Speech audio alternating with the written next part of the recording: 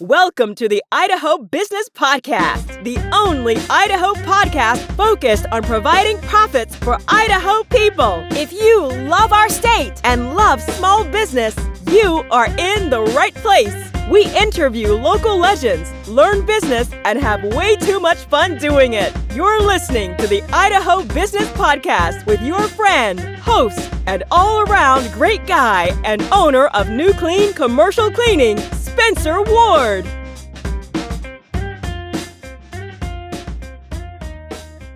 All right, everyone. Welcome back to another episode of the Idaho Business Podcast. We are here with the owner of Camille's Crepes, Camille Gilbert. How you doing, Camille? Good. Glad to be here. Right. Yeah.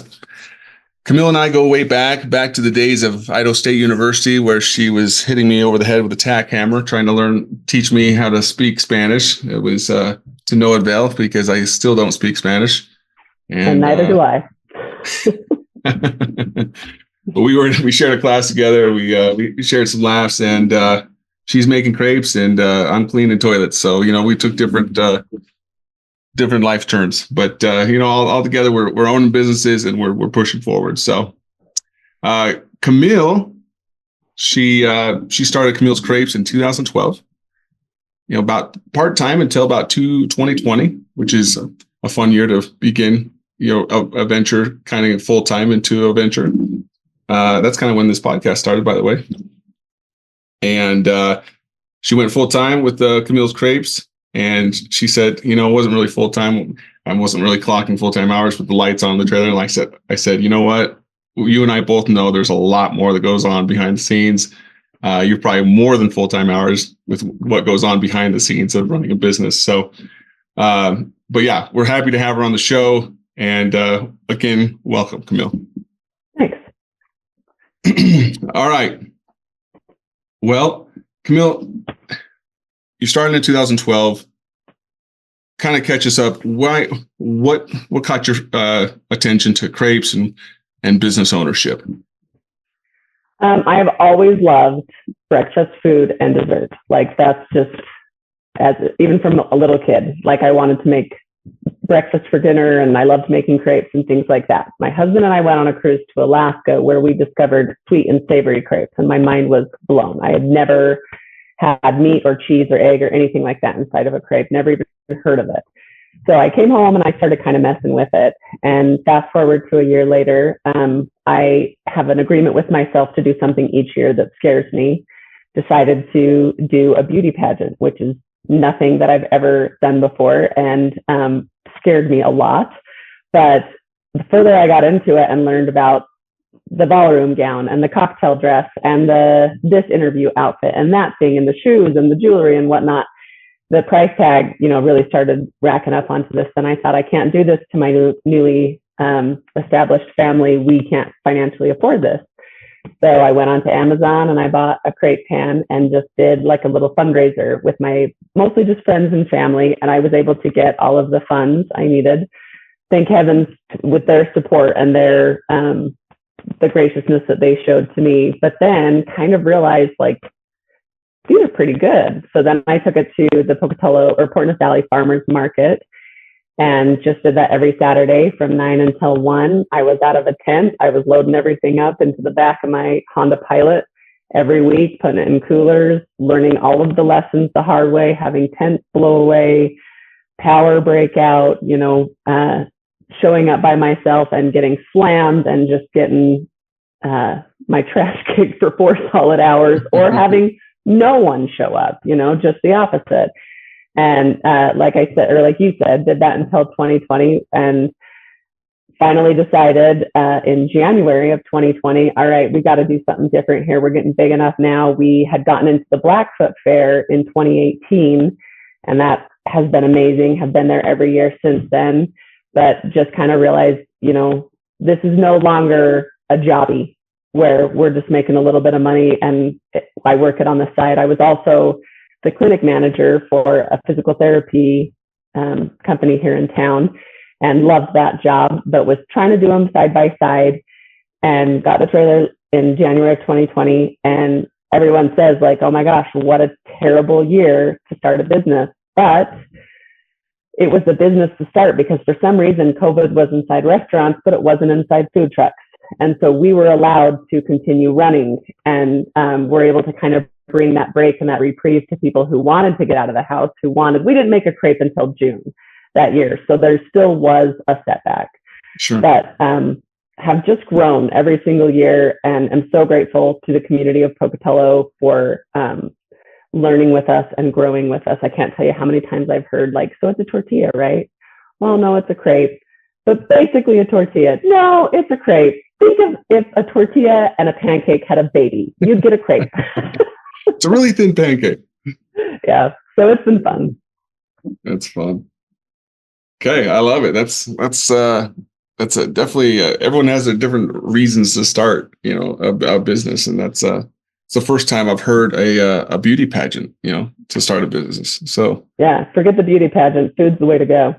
Yeah, that's the first for the Idaho Business Podcast. But hey, but thank goodness for the pageant, though. You know what? Because now it's led to something awesome. So it was a blast, and I finished top 10. So I mean, little humble brag there, but beautiful. There you go. There you go. I love it. Okay. Well, what's your favorite part of the business? Easily the people. I mean, I can't tell you how often I hear people say like, oh my gosh, my grandma used to make crepes every general conference, or my family is from Russia and they made crepes.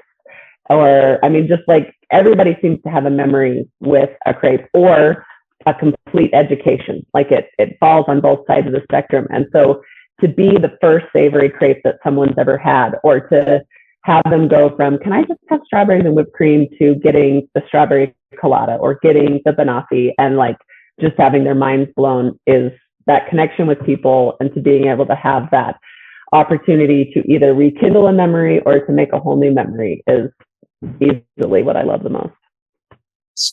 Fantastic. That's great. Well, I'm sure there's been some learning experiences throughout the period, from actually making the crepes and also just running the business. What are some of the key experiences that you could maybe pinpoint for us? Well, specific to a food truck, when you are picking up your restaurant and moving it multiple times a week, tie downs are essential. And I have learned that lesson, unfortunately, 100 times. One time we showed up to a place in Idaho Falls and we were a few minutes late because of this and that and the other thing. I open up the back and we buy our Nutella in these tubs that are 6.5. It's a 6.5 pound bucket. It had fallen from the top shelf on top of the generator and had literally like chocolate coated the generator. It was the most beautiful chocolate coated generator you've ever seen in your life. It just perfectly glazed over the entirety of it. So we're supposed to be getting started. We're scooping Nutella off of the generator with a dustpan because that's all we've got. A line is forming out front. And so there's just always something. And we always joke, like, hopefully you only have to tie something, learn the lesson to tie something down once. But stuff still always happens. And then just as far as like business goes, it has been really exciting for me to learn like the cost of goods and how to get that lower and how to manage that and how to like work with the, if I buy it this way or if I go to that place or if we make this deal, I kind of feel like I've become a little bit of a deal junkie in that I just love trying to find and finagle and figure out ways to deliver that quality product, but to still be able to make it work on my end as well. And just that kind of like puzzle piece thing that I think that's why it didn't work for me in corporate America was the 9 to 5 was just, it was pretty much the same every single day. And I love the chaos of a food truck. And like, there's always problems to be solved, which can get crazy, but like, it's exciting for me to have that new challenge every single day. Love it. That's great. Well, you have a pretty unique, business model that you're not in just one spot, for those that are out here, we're always, we kind of cover about marketing and getting people to your business. What's kind of been your go-to move when you're trying to get people out? I'll be the first to admit that I am terrible at social media and I have got to get better at that. But I tell myself that all the time and have yet to do it. Honestly, for me, it's been word of mouth. when I do social media, people will tag their friends. This is the place I was talking about, or people will show up. I brought my whole family from Las Vegas and wanted them to have your crepes. And I need to utilize that power of social media, but so far it's been word of mouth that has been the most successful for me. That's great. Well, that shows a lot, that you actually have a good product, good service for people to want to keep coming back and tell their friends about you. So that's great. It's important to me. Consistency is one of our core values, because I really hate when you go to a place and you have the burrito that you love or the drink that you love or whatever, and then you go back a second time and it is not the same thing that you got the time before. It's either too much coconut or not enough cheese or whatever. And so that's been a big thing for me too, that I want you to consistently get the same crepe that you got, regardless of who is in the trailer, regardless of who is making your crepe, that you get the same thing. And that has been important to me too, as far as, I guess that's more of a quality control thing than marketing. But I just want to make sure that despite the fact that we're a small business, we can give you the same quality and consistency every single time. Yeah, I love it. Have you seen the show Founder about McDonald's and stuff? It's my favorite. Yeah. It's not about just it's about quality, keeping things the same, but it's also about controlling your cost of goods sold too. Okay, well, I'm going to put 3 pickles on this. I'm going to put this amount. I'm going to do this and this, and then okay, I know this amount of 6-pound jar should make X amount of crepes or whatever it is. Right. So there's systems to that, and I think that's important for people to know. It's not like, oh well. Let's take one big scoop out of this and plop it. And I only made 2 crepes today, and usually it makes 300. So it's interesting. I think a lot of people think that they're doing people a favor if they I'm going to load up on the fillings on this one. We've got a cheesecake one that it has a cheesecake filling, graham crackers, and strawberries. I'm going to load this up with cheesecake filling. Well, then when you take a bite into it, all you're getting is that cheesecake filling. You can't even taste the graham cracker. You can't even taste the strawberry. And I always try to tell my employees, more is not always better. I don't want people to hate themselves after eating my food. And I feel like TikTok and Instagram have created this idea of the cheese pull and oh, look at that caramel and the oozy and all over. But I want people to eat it and go oh my gosh, that's so good. I can't wait to have another one next week. Exactly. Rather than that's going to take me 3 months to get that out of my system, Yeah. Slip into a sugar coma just, Yeah. So I think that's just, another important thing is I want people to still like themselves after it. No, I get it. There needs to be a balance of taste and consistency. And I get it. There's a food profile there that you need to be working with. So that's great. Okay. Well, that is, I love what we've talked about so far. Let's move on to the lightning round. And the lightning round is sponsored by Health West. These guys are a great organization. They help a lot of people. They're all throughout Idaho and even outside of Idaho now. Give them a Google wherever you are within Idaho and see where they're closest to you, and bring your family and friends over there and see what they can do for you. All right, Camille, what is maybe your best book or tool or software that you've used recently that's kind of been your game changer? Okay, so have you ever read The Third Door? Say that again? The Third Door. No. The Third Door is about a guy who said that there's 3 ways to get into a club. There's in the line, waiting with everybody else, and hopefully you'll get in. There's the VIP list that everybody gets in, but you gotta be there. You gotta have made it onto the list. Or there's the back door, through the kitchen, through a cracked window, whatever. And how many people are successful in business because they were willing to take the third door? I really like that one. I also just finished one called I Love It Here. It was a survey done in thousands of companies, talking to the employees about why do you stay or why don't you stay? And that's another good one that I really, really like about culture. I love it. No pun intended. Here, I love it. Here. Two books that I have not heard of on the show yet, so I will put that on my list. That is great. Yeah, I just got done with the Extreme Ownership. That's one I just got done with. So I have that sitting right here on my shelf.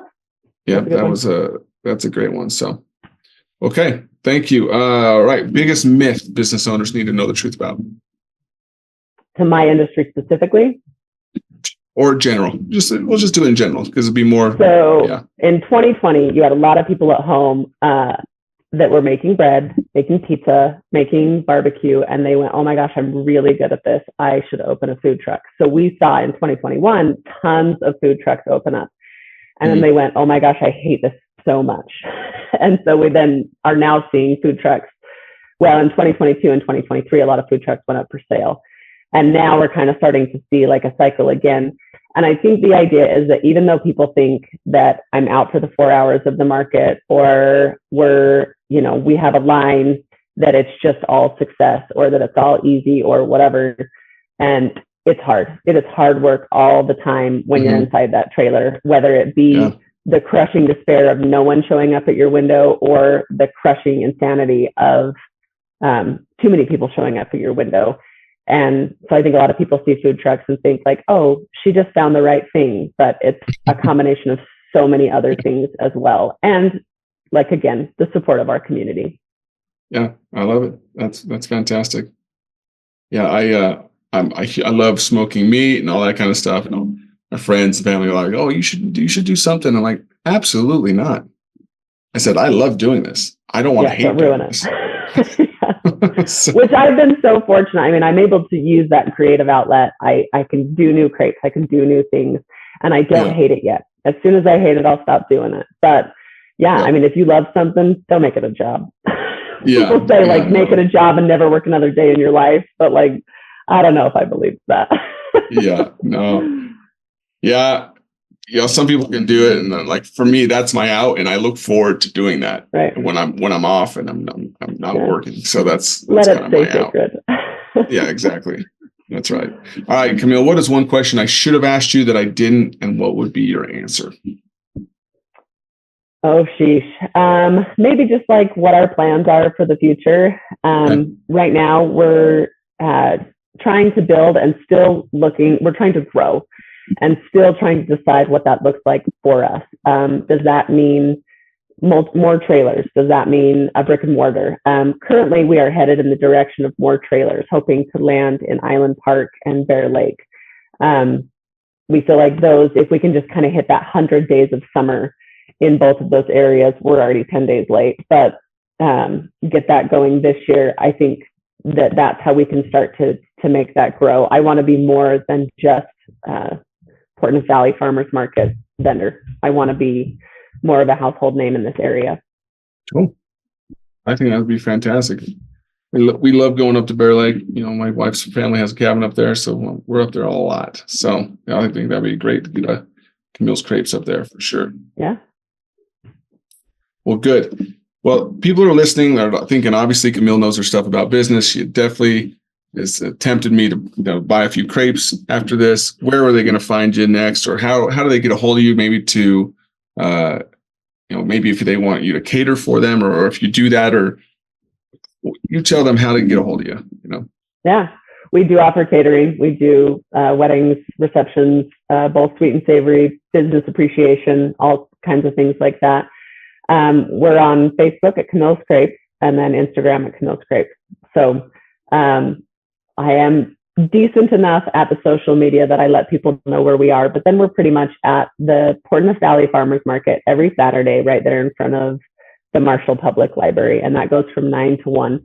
And there are a lot of good vendors there. You always have 3 food trucks minimum, and then other like pop-up food type things and all sorts of arts and crafts and things like that. So it's a good event. It's a great event. That's fantastic. And I appreciate you coming on the show again today. We'll definitely have to have you on again, especially as you can continue to expand. Tell us more about the crepe business as you keep going. So empire is what I call it. That's right. The crepe that's empire. Right. I love it. That's right. Thanks for having me. I appreciate it. Yeah. And always, we always, tell all of our listeners, be happy, be grateful, and find opportunities to serve others. Thanks, Camille, and we'll see you again. Congratulations on spending a couple of minutes getting a little bit smarter, having some fun, and supporting the Idaho business community. If you're feeling the love, make sure to subscribe, rate, and review on iTunes, Stitcher, or wherever you are.